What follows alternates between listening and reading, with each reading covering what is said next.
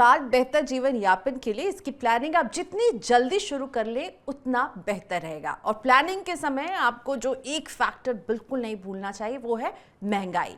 क्यों? क्योंकि अगर मान लीजिए आपके घर का खर्चा अभी 20,000 रुपये है और तो 15 से 20 साल इसी पैसे का अगर हिसाब लगाएंगे तो तब आपको इस स्तर के खर्चे के लिए 50 से 60,000 रुपए की जरूरत पड़ेगी।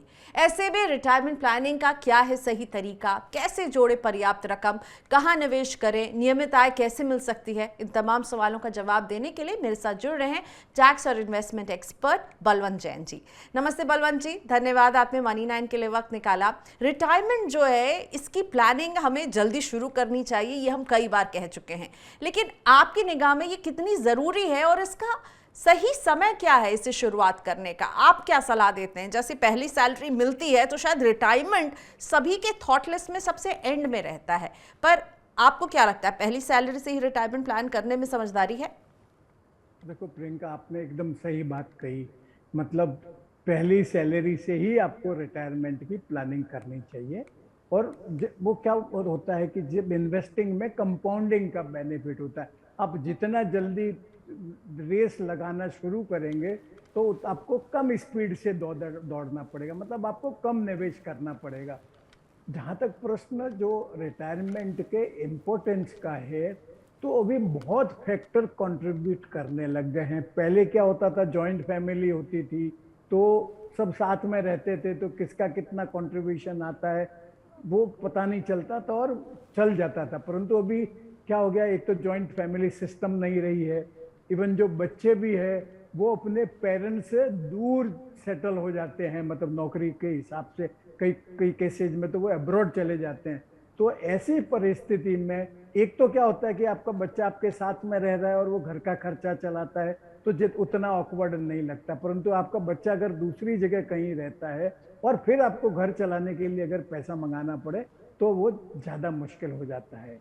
एक और कारण जो है कि जो रिटायरमेंट की उम्र है वो कितने ही सालों से 58 और 60 साल पे रुकी हुई है, परंतु जो लाइफ एक्सपेक्टेंसी है वो धीरे धीरे कुछ सालों पहले 50 की रेंज में थी, अभी वो 70 के आसपास पहुंच गई है। मतलब आपका पैसा जोड़ने का समय तो वो ही निश्चित है, 30 से 35 साल, परंतु आपको अपने आप पे जो खर्चा करना है बिना कमाए हुए, उसका पीरियड बढ़ता जा रहा है। तो यह कारण है, इसकी वजह से आपको रिटायरमेंट की प्लानिंग जरूरी है। एक बात और बताना चाहूंगा प्रियंका, कि आपके लाइफ के जितने फाइनेंशियल गोल होता है, चाहे वो आपका घर खरीदना हो या बच्चों की शादी ब्याह हो, वो आप डेफर कर सकते हैं, इवन कैंसिल कर सकते हैं। घर खरीदने के केस में आप पूरी जिंदगी किराए पे रह सकते हैं, बच्चों को थोड़ा कम पढ़ाई दिलवा सकते हैं, बच्चों का शादी ब्याह भी एकदम बहुत सादे तरीके से कर सकते हैं।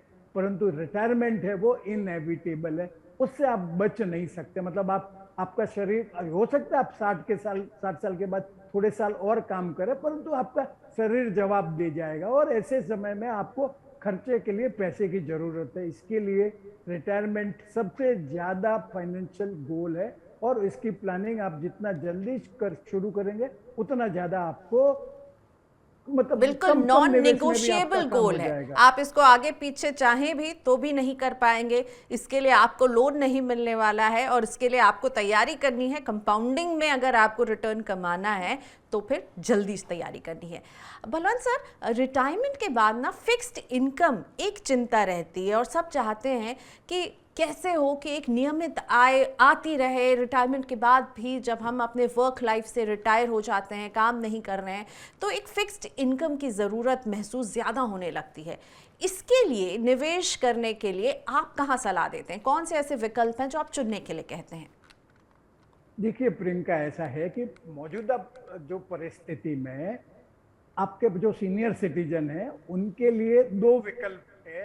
एक तो जो प्रधानमंत्री वय वंदना योजना है और एक अपना सीनियर सिटीजन सेविंग स्कीम्स है। तो उसमें आपको फिक्स रेट से पैसा मिलता है। सीनियर सिटीजन सेविंग स्कीम में आपका 5 साल के लिए फिक्स है, जो अभी फिलहाल 7.6% है। और प्रधानमंत्री वय वंदना योजना जो इंश्योरेंस की पॉलिसी है, उस पर आपके 10 साल के लिए फिक्स है। तो ये तो दो प्रोडक्ट हो गए सीनियर सिटीजन के लिए फिक्स प्रोडक्ट वाले। इसके अलावा और इन दोनों में आप 15-15 लाख रुपया पर सीनियर सिटीजन इन्वेस्ट कर सकता है। अगर आपका स्पाउस भी सीनियर सिटीजन है तो उनके नाम से भी 15 लाख रुपया इन्वेस्ट किया जा सकता है। तीसरा एक और प्रोडक्ट है जो नॉन सीनियर सिटीजन के लिए भी अवेलेबल है, वो है आरबीआई के फ्लोटिंग रेट के सेविंग बॉन्ड है, जो आप जिसमें आप अनलिमिटेड पैसा डाल सकते हैं, पर वो सिर्फ रेसिडेंट इंडिविजुअली डाल सकते हैं। और उसमें जो इंटरेस्ट है वो आपका जो एनएससी है उस पर 0.35% एनएससी के इंटरेस्ट से ज्यादा है, और आपका इस ये जो आरबीआई के बॉन्ड है उस पर इंटरेस्ट फ्लोटिंग है। मतलब जैसे भी मार्केट में इंटरेस्ट का रेट बढ़ेगा तो जो ये एनएससी से बेंचमार्क किया हुआ है तो हर 6 महीने में रीसेट होगा। इस दौरान अगर आपका एनएससी का इंटरेस्ट बढ़ गया तो आपके आरबीआई बॉन्ड का भी इंटरेस्ट बढ़ जाएगा। तो मेरे हिसाब से ये 3 प्रोडक्ट है वो एकदम सेफ है। इसके अलावा अगर जो सीनियर सिटीजन चाहें तो मतलब सीनियर सिटी ये जो रिटायरमेंट का पीरियड है वो लंबा पीरियड है, वो गोल 20 साल 25 साल चलता है, और इस दौरान आपको इंश्योर करना है कि आपके डे टू डे एक्सपेंसेस भी मीट हो जाए। इसके अलावा आपका जो इन्वेस्टमेंट में रिटर्न आता है वो इन्फ्लेशन को बीट करने में आपको मदद करे। तो मेरे हिसाब से आप 5 साल का जो आपका जो खर्चा है नेक्स्ट रिटायरमेंट के बाद का और at any given point of time वो ये आप 3 प्रोडक्ट में डाल सकते हैं। ठीक है, और तो 3 प्रोडक्ट पीएम वय वंदन योजना, सीनियर सिटीजन सेविंग स्कीम और नॉन सीनियर सिटीजन जो हैं उनके लिए आरबीआई फ्लोटिंग रेट बॉन्ड्स जो हैं ये अच्छे हैं। पर इसमें बलवंत सर आपने उस प्रोडक्ट की बात नहीं की जो आजकल आपको बैंक्स में आप पहुंच जाइए, उनके एजेंट्स होते हैं, वो आपको बैंक के खुद एम्प्लॉय भी बेच रहे हैं और वो आपको कहते हैं आपको फिक्स्ड इनकम मिलेगा मैच्योरिटी में। रिटायरमेंट प्लानिंग के नाम पर गारंटीड प्लान्स जो हैं उनको काफ़ी पुश किया जा रहा है। कंपनियां जो हैं आधी अधूरी जानकारी, उनके एजेंट्स जो हैं आधी अधूरी जानकारी देकर इसे पुश करते हैं कि ये सबसे बेहतर प्रोडक्ट हो सकता है आपके रिटायरमेंट के लिए। जो नॉन सीनियर सिटीजन है उन्हें तो कह ही रहे हैं, सीनियर सिटीजन को भी कह रहे हैं। आपको ये प्रोडक्ट कैसा लगता है, क्योंकि आपकी लिस्ट में आपने इन्हें शामिल नहीं किया?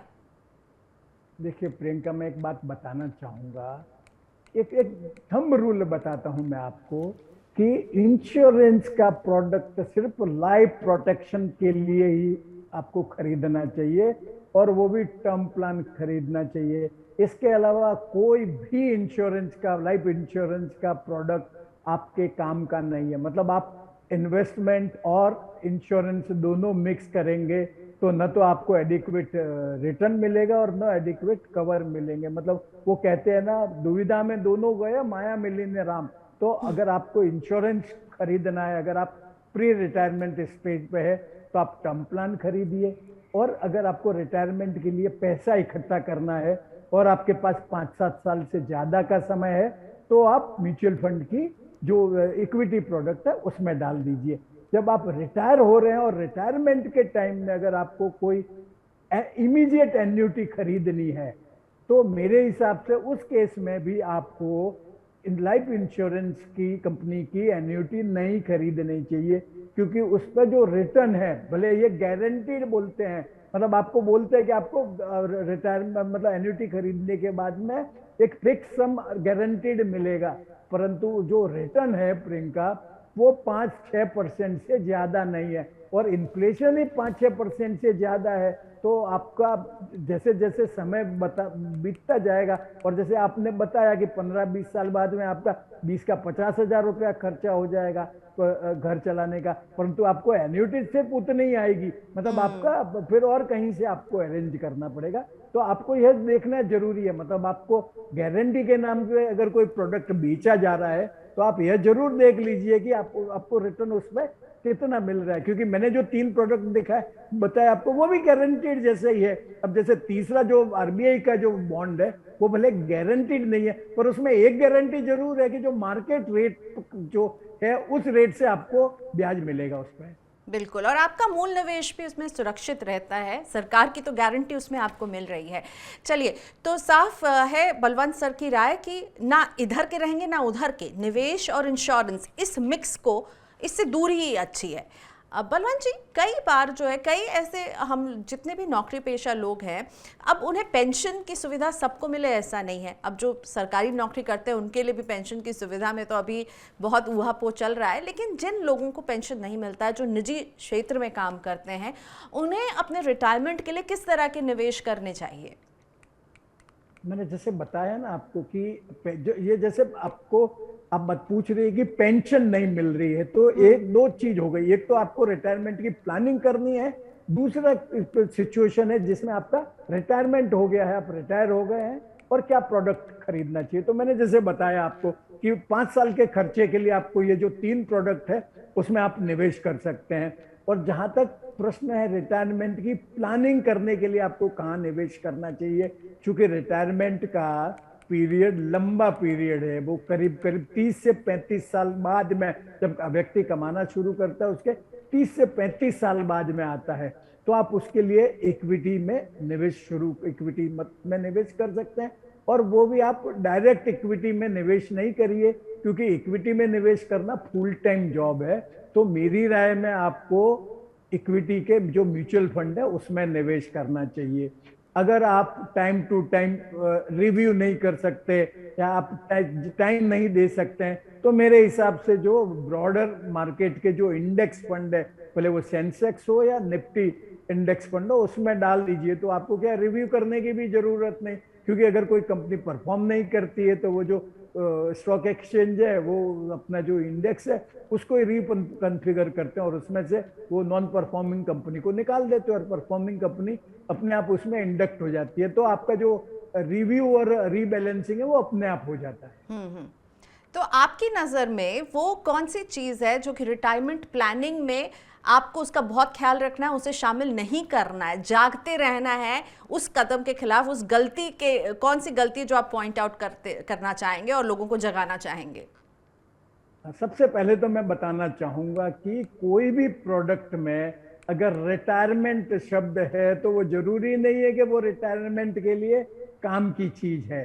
तो आप जैसे बहुत सारे इंश्योरेंस प्रोडक्ट में आपका रिटायरमेंट नाम होगा, तो जरूरी नहीं कि वो रिटायरमेंट के लिए। आप रिटायरमेंट के लिए मैंने जैसे बताया आप इक्विटी में म्यूचुअल फंड के थ्रू निवेश कर सकते हैं। मतलब इक्विटी म्यूचुअल फंड में आप निवेश आपके सब प्रकार के गोल के लिए कर सकते हैं। दूसरी चीज और मैं बताना चाहूंगा, और वो बहुत ज्यादा इंपॉर्टेंट है और जिसको आपने शुरू में ही हाईलाइट कर दिया था, कि आप जो इन्फ्लेशन है उसको ध्यान में जरूर रखिए, इन्फ्लेशन को भूलिएगा नहीं। और एक बात और मैं बताना चाहूंगा कि एक जो जनरल इन्फ्लेशन है और एक मेडिकल इन्फ्लेशन होता है। जनरल इन्फ्लेशन कम होता है, मेडिकल इन्फ्लेशन ज्यादा है। और चूंकि आप रिटायर हो गए हैं तो आपके जो मेडिकल खर्चे हैं, जैसे आपके रेगुलर मेडिसिन वगैरह है या हॉस्पिटलाइजेशन के खर्चे रिलेटिवली बढ़ जाते हैं। तो आप जब फ्यूचर आपके रिक्वायरमेंट, जो आपको कितना फंड लगेगा आपका रिटायरमेंट के टाइम पे, उस समय आपको ये मेडिकल एक्सपेंसेस का जो हायर इन्फ्लेशन है वो भी फैक्टर इन करना जरूरी है। राइट। चलिए बलवंत सर, अब कुछ सवाल जो हमारे दर्शक भेज रहे हैं रिटायरमेंट प्लानिंग से जुड़े हुए वो आपके सामने रखेंगे। कैलाश शंकर जी का पहला सवाल लेकर आती हूँ। कैलाश जी की उम्र अभी 35 साल है। बता रहे हैं कि मैं एक प्राइवेट कंपनी में काम करता हूँ। रिटायरमेंट के लिए 5-5 हज़ार रुपये की लार्ज कैप फंड में 2 SIP मैंने शुरू की है। क्या ये पर्याप्त रहेगी? और SIP करना है तो लार्ज कैप में कर रहे हैं, कहीं और करने की आप सलाह देंगे इन्हें? देखिए प्रियंका, कैलाश जी को मैं बताना चाहूंगा कि एक उन्होंने जो प्लानिंग करी है रिटायरमेंट के लिए सोचना शुरू किया, वो बहुत अच्छा किया। अब वो उनके लिए पर्याप्त होगा नहीं पर्याप्त होगा, उसके लिए बहुत सारे नंबर्स चाहिए। मतलब जैसे उनकी उम्र कितनी है, उनका खर्चा के वगैरह कितना है, और कितने समय तक वो निवेश कर सकते हैं। जहां तक निवेश की बात है, जैसे लार्ज कैप में क्या हो गया है, जब से सेबी ने उसको रिक्लासिफिकेशन कर दिया है कैटेगराइजेशन का, तो जो लार्ज कैप फंड के जो सिग्निफिकेंट नंबर ऑफ फंड्स है वो अपने बेंचमार्क को आउट परफॉर्म नहीं कर पा रहे हैं और उनका खर्चा ज्यादा है। खर्चा जैसे लार्ज कैप फंड्स का जनरली 2-2.25% है, परंतु अगर वो बेंचमार्क को बीट नहीं कर पा रहे हैं तो आप, मेरा जैसे मैंने पहले भी सुझाव दिया कि आप सेंसेक्स या निफ्टी फंड में निवेश करिए, जो उस इंडेक्स फंड में आपका जो खर्चा भी वो 0.6% कम से होता लेके है। 0.5% है। और प्लस आपको रिव्यू करने की जरूरत नहीं है। मतलब क्यों ऐसा है कि आप आज जो घोड़े की रेस में जो घोड़ा दौड़ रहा है, फर्स्ट आ रहा है, जरूरी नहीं 5 साल बाद में वही घोड़ा फर्स्ट आता रहेगा। और आपका रिटायरमेंट का इन्वेस्टमेंट तो 15-35 साल 30 साल तक के पीरियड का है। अगर आप इंडेक्स फंड में आप निवेश करना शुरू करते हैं तो आपको मार्केट के रिटर्न आ जाएंगे। मतलब आपको जो अल्फा रिटर्न बोलते हैं वो जरूरी नहीं कि आएंगे, परंतु आपको जो इक्विटी के जो एवरेज रिटर्न है वो मिल जाएंगे। बिल्कुल। और बाकी और आपकी जो ऑटो नॉन परफॉर्मिंग की रिस्क रीबैलेंसिंग होती रहेगी, इसीलिए बलवंत सर कह रहे हैं जिसमें आपको ज़्यादा माथापच्ची नहीं लगाना होगा, इसलिए इंडेक्स फंड जो है बेहतर है। कुछ और ऐड करना चाहेंगे बलवंत जी, या अगले सवाल पे बढ़ूं मैं? नहीं, अगले सवाल पे हो गया। चलिए, रुचि कुलश्रेष्ठ का सवाल लेकर आते हैं। रुचि हमें बता रही हैं कि एनपीएस में 10,000 रुपये महीने में वो निवेश करना चाहती हैं। इसके लिए मुझे क्या करना होगा, रिटायरमेंट के समय इससे कितना और कैसे फ़ायदा मिल सकता है? एनपीएस पे बहुत बातें होती हैं और लोग अभी भी सोच रहे हैं, तो आप रुचि को क्या सलाह देना चाहेंगे? कैसे निवेश करें उससे पहले एनपीएस पर आपकी क्या सलाह है बलवंत सर? देखिए, ऐसा है कि जो एनपीएस है उसमें सबसे बड़ा जो डिसएडवांटेज है वो है आपका जो 60% है वो पैसा आपको टैक्स फ्री मिल जाता है, परंतु 40% का जो कॉर्पस है उसके लिए आपको मैंडेटरीली लाइफ इंश्योरेंस कंपनी से एन्युटी खरीदनी पड़ती है। और जैसे मैंने अभी आपको बताया कि एन्युटी आपको इन्फ्लेशन बीटिंग रिटर्न नहीं देती है, तो आप मतलब सबका सब निवेश अपना एनपीएस में नहीं करिए। परंतु चूंकि एनपीएस पर निवेश करने पर आपको 50,000 का एक एक्सक्लूसिव टैक्स डिडक्शन मिलता है 80CCD 1B में, तो वो आपको, अगर आप हायर टैक्स स्लैब में 30% में है तो आपका 15,000 रुपया तो टैक्स वही बच जाएगा। तो आपको जो 50,000 तो है वो कम से कम आपको एनपीएस में डालना चाहिए। पर चूंकि मैंने जैसे बताया कि वो मैच्योरिटी पे जो मिलता है और वो जो एन्युटी आएगी आपको, एक तो एन्युटी खरीदनी मैंडेटरी है और एन्युटी जब भी साल दर साल आपको मिलेगी तो वो आपके हाथ में पूरी तरह से टैक्सेबल है। उसको अगर आप कंपेयर करें तो जैसे जो प्रोविडेंट फंड वाले जो लोग हैं जिनका पीएफ का कंट्रीब्यूशन आता है उनके लिए ऐसा मैंडेटरी कुछ भी नहीं है, कंपल्शन नहीं है। उनको जितना पैसा आपके उनके प्रोविडेंट फंड में इकट्ठा हुआ वो पूरा का पूरा निकाल सकते हैं और वो जहां चाहे वहां यूज कर सकते हैं। तो मेरी राय ये रहेगी कि 10,000 रुपया महीने का आप निवेश करना चाहती है तो एक काम करिए कि 50,000 रुपया आप एनपीएस में डालिए और बाकी का पैसा आप ईएलएसएस का कोई भी अच्छा स्कीम में डाल दीजिए। दोनों में टैक्स बेनिफिट बराबर है, परंतु जो इस पे जो टैक्स है वो 10% के रेट, फिक्स रेट से लगेगा और उस पर भी आपका जो साल में 1,00,000 रुपए तक का जो लॉन्ग टर्म कैपिटल गेन है वो पूरी तरह से आपके हाथ में टैक्स फ्री है। तो मेरे हिसाब से एनपीएस और ईएलएसएस में है ना, आपको दोनों का मिक्सचर कर देना चाहिए। 50,000 आप एनपीएस में डाल दीजिए और बाकी का ईएलएसएस में करिए, और ईएलएसएस भी आप एसआईपी के जरिए ही करिए, मतलब लंप सम इन्वेस्टमेंट आप नहीं करिए। ठीक है, तो equity link saving scheme mutual fund होते हैं इक्विटी से जुड़े हुए, जहाँ पर आप करते हैं तो आपको टैक्स पे छूट भी मिल जाएगी। तो रुचि इसका ख्याल रखिए, स्प्लिट कीजिए अपने निवेश को एनपीएस और ईएलएसएस के बीच में। Thank you so much Balwant sir, आज आपने वक्त निकाला मनी 9 के लिए। फिर मुलाकात होती है, पर रिटायरमेंट एक अहम मुद्दा है और आज आपसे बहुत कुछ सीखने को मिला। शुक्रिया सर।